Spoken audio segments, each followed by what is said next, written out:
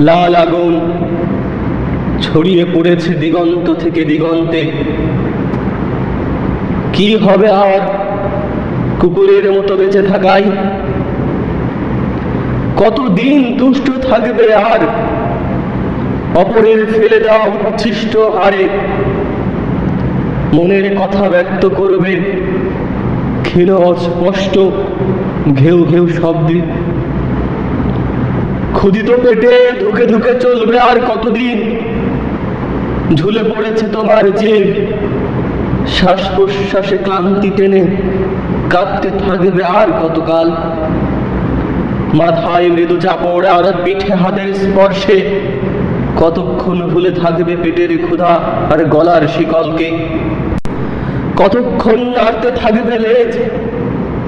তার চেয়ে পোষ মানাকে অস্বীকার করো বশ্যতাকে।